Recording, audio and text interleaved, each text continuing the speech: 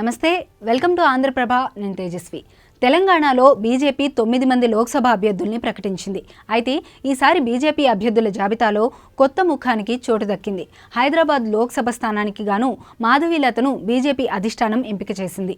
MIM అధినేత Asaduddin Owaisi sitting ఎంపీగా ఉన్న ఈ స్థానంలో మాధవీలత పోటీ చేయబోతున్నారు. ఎంఐఎం కంచుకోటగా ఉన్న హైదరాబాద్ లోక్సభ స్థానంలో ఎలాగైనా విజయం సాధించాలని బీజేపీ గట్టి పట్టుదలతో ఉంది.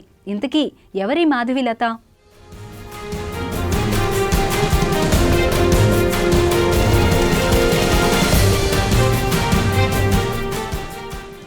హైదరాబాద్ లోక్సభ స్థానానికి గాను విరించి హాస్పిటల్స్ చైర్పర్సన్ కొంపెల్ల మాధవీలతకు బీజేపీ అధిష్టానం టికెట్ కేటాయించింది.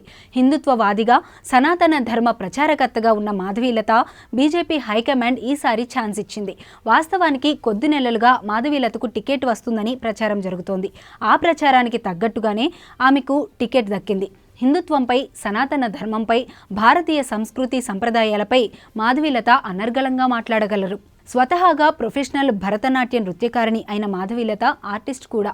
పాత బస్తీలో గతంలో హెల్త్ క్యాంపులు నిర్వహించడం, పేదలైన ముస్లింలకు సహాయం చేయడం, అనేక స్వచ్ఛంద కార్యక్రమాలు, ఆధ్యాత్మిక కార్యక్రమాలు నిర్వహించడంతో అక్కడి ప్రజల్లో మాధవీలతకు మంచి ఇమేజ్ ఉంది. దీంతోపాటు పాత బస్తీలో ఎంఐఎం నేతల కుట్ర, రాజకీయాల వల్ల ముస్లింలు ఇంకా వెనుకబడి ఉన్నారని, వారి అభివృద్ధికి తన వంతు కృషి చేయాలని భావిస్తున్నానని మాధవీలత గతంలో పలుమార్లు చెప్పారు.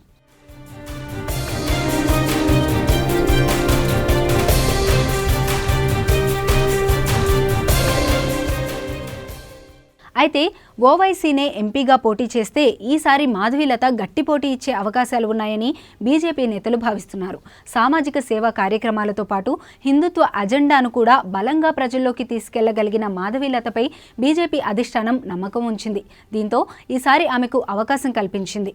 అంతకుముందు ఈ స్థానంలో రాజాసింగ్ పేరు వినిపించినా కానీ బీజేపీ హైకమాండ్ మాత్రం మాధవీలత వైపే మొగ్గు చూపింది. దీంతో ఈసారి ఎంఐఎంకు గట్టి పోటీ తప్పదనే ప్రచారం జరుగుతోంది.